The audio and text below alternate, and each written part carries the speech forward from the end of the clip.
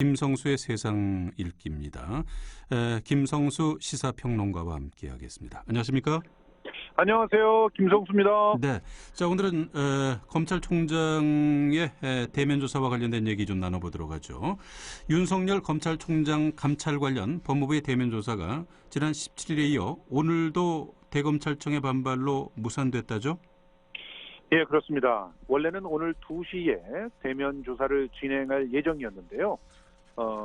강력한 대검의 반발로 무산이 되어서 법무부는 향후에 계속 감찰 절차를 진행을 하겠다라고 밝혔습니다만 그야말로 오리무중이 되고 있는 그런 상황인데요. 추미애 법무부 장관이 이제 윤 총장에 대해서 이렇게 압박을 하는 이런 강도가 최고조에 달한 것으로 이렇게 분석이 되고 있는 상황에서 네. 정말 벼랑 끝으로 가는 건 아닌가 하는 얘기까지 나오고 있는 상황입니다. 법조계에 따르면 이날 검찰총장 비서실을 통해서 방문 조사 여부를 법무부가 타진을 했다고 알려졌습니다. 그런데 윤 총장은 거부를 했고요. 법무부는 이에 자신들의 입장을 담은 보도자료를 내놨는데요. 이번 사안과 관련해서 수사 또 비위 감찰에 대해서는 지위 고하를 막론하고 성역이 있을 수 없다. 그래서 향후에도 법과 원칙에 따라서 절차를 진행하겠다. 이렇게 정리된 입장을 발표를 했습니다. 네. 그래서 어떤 면에서는 전운이 감돌고 있는 그런 상황입니다. 법무부는 지난 17일에 이어 오늘도 오후 2시에 방문 조사하겠다 이런 일정을 통보했다죠? 그렇습니다. 지금 이제 윤석열 검찰총장은요. 라임 자산운용 펀드 사기 사건에서 검사와 야권 정치인 로비를 은폐했던 사안들, 그리고 또 보고도 누락했던 의혹들, 그리고 또 서울중앙지검장 시절에 유력 언론사 사주와 만남을 가졌던 의혹들 등등을 해가지고 모두 5건의 감찰과 진상 확인이 필요한 그런 상황이라고 법무부는 보고 있습니다. 네. 그런데 지난 16일에 감찰관실에서 총장 비서관에게 진상 확인 사건에 대한 조사가 필요하니까 원하는 일정을 알려주면은 방문하겠다라고 의사를 전달을 했는데요. 대검 측은 이를 거부를 한 거예요. 답변 자체를 하지 않았습니다. 네. 그러다 보니까 17일에는 대검 측의 방문 의사를 알리고 이제 평검사 2명을 통해서 방문 조사 예정서를 보낸 겁니다. 그래서 19일 날 2시에 조사를 하겠다라는 예정서를 보낸 거죠.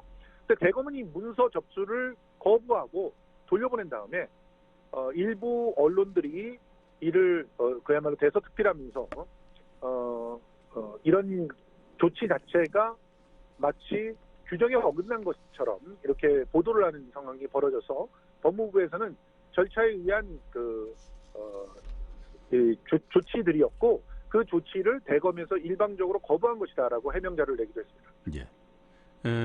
법무부에서는 이 사안이 거부할 수 있는 사안이 아니고 규정에 있는 절차대로 진행한다. 이런 입장이죠. 예, 그렇습니다. 지금 법무부 감찰 규정을 보면요. 법무부 훈령 제1226호의 제6조 감찰 대상자의 협조라고 하는 항에 감찰 대상자는 다음 사항을 협조해야 된다라고 명기해놓고 있습니다. 첫 번째, 질문에 대한 답변. 두 번째, 증거물 및 자료 제출. 세 번째, 출석과 진술서 제출. 네 번째, 기타 감찰 업무 수행에 필요한 협조. 그리고 2항에는 1항에 규정된 협조 사항에 대해서 정당한 사유 없이 불응할 경우에 감찰 사안으로 처리한다 이렇게 되어 있고요. 동규정 5조 1호에는요. 언론 등 사회적 관심이 집중된 사항으로 검찰의 자체 감찰로는 공정성을 인정받기 어렵다 판단돼서 법무부 장관이 감찰을 명한 경우에는 법무부가 직접 1차 감찰을 수행할 수 있다고 명시하고 있습니다. 네. 그런데 이걸 거부하고 있는 상황인데요. 일부 언론에서는 격에 맞지 않게 평검사를 보내 모욕을 줬다 이런 식으로 보도를 하는 경우들이 있는데 네. 사실은 범죄 의혹이 있어서 이에 대한 감찰이 필요하다고 하면은 그 감찰에 대한 어떤 그 내용을 전달하거나 혹은 감찰에 필요한 어떤 그 안내를 하기 위해서 얼마든지 하급 사람들이 동원될 수가 있는 것 아니겠습니까? 네. 그래서 지금 이 부분의 논란들에 대해서 언론이 오히려 불투명한 보도를 하고 있는 거 아니냐라고 하는 전문가들 지적도 나오고 있는 상황입니다. 네. 조금 전에 말씀하신 그 평검사 2명을 보낸 것.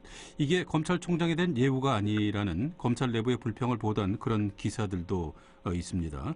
검사장 정도가 와서 서류를 전달해야 한다는 그런 얘기인가요? 그러니까요. 지금 현재 서류를 전달하는 것은 보통 전화를 받거나 혹은 간단한 그 이메일 등등의 절차를 통해서 얼마든지 가능한 일인데 이런 것들을 전부 다 수령을 안 하고 있는 그런 상황이었거든요. 네. 그래서 어쩔 수 없이 사람을 보내서 인편으로 전달한 겁니다. 그런데 인편으로 전달한 것에 대해서도 격을 운운하고 그러면서 그 수령 자체를 거부하는 일이 있으면 이게 도대체 과연 가능한 일인가 하고 질문을 던질 수밖에 없는데요. 이것보다 이제 훨씬 더 그 엄격한 사안이라고 볼 수 있는 그런 사안들에 있어서 특히 검찰들은 자신들이 했던 그 사례들을 갖다 돌이켜 봐야 될 것 같아요. 가령 작년 말에 그 청와대에서 하명 수사를 명했다라고 해가지고 청와대를 압수수색한 건 있잖아요. 이때 당시에 뭐 청와대와 격식을 따지고 예우를 따져가지고 뭐 검사장 이상이 가고 그런 적이 없거든요. 그리고 청와대는 압수수색 절차에 다 성실하게 임했습니다. 네. 이런 상황들을 관추해 보더라도 지금 이런 행위 자체가 과연 법과 원칙에 맞는 것인가에 대해서는 면밀하게 균형 잡힌 보도를 해줘야 될 언론에서 그렇게 못하고 있는 건 아닌가 하는 생각들이 많이 듭니다. 네. 자, 그렇다면 대검은 왜 이 조사를 거부하고 있는 걸까요? 실제로 대검에서 내걸고 있는 명분은 이겁니다. 윤 총장을 둘러싼 각종 혐의 내용이 뚜렷하지 않고 사전 소명 절차도 없었다. 그러니 지금 먼저 일방적 대면 조사를 하는 것은 받아들일 수 없다. 그래서 절차에 따라 필요한 내용을 서면으로 물어오면 협조하겠다. 이렇게 의견을 내고 있거든요. 네. 그런데 실제로 두려운 것은 윤 총장에 대한 이 감찰 자체가 사퇴에 대한 최후 통첩이 아니냐라고 하는 그런 의구심 때문이라고 많은 사람들은 얘기를 하고 있어요. 네. 실제로 검찰총장이 감찰을 받은 전례는 사실상 없습니다. 왜냐하면 감찰이 진행되면 그냥 사표를 쓰는 경우들이 그렇죠. 많았거든요. 예. 실제로 지난 2013년에 황교안 법무부 장관이 혼외자 논란이 불거졌던 최동욱 당시 검찰총장을 감찰을 지시한 적이 있었어요. 예. 이때 이제 최동욱 총장이 바로 정격 사퇴를 결정을 그렇죠. 한 바 있죠. 예. 예. 그러니까 이제 지금 감찰의 전례를 남기지 않기 위해서 사퇴를 하는 그런 이전까지의 관행을 따르지 않고 지금 검찰총장은 그냥 법무부의 명령을 거부하고 있는 겁니다. 그래서 지금 법무부는 지금 부글부글 끓고 있는 그런 상황이고요. 여기에 대해서 그 객관적인 균형 보도를 찾기가 굉장히 어려운 상황이어서 앞으로 이러한 갈등들이 사실은 이례적으로 계속되지 않을까 하는 그런 우려들을 낳고 있는 상황입니다. 네. 김성수의 세상 읽기였습니다. 지금까지 김성수 시사평론가와 함께했습니다. 감사합니다. 고맙습니다.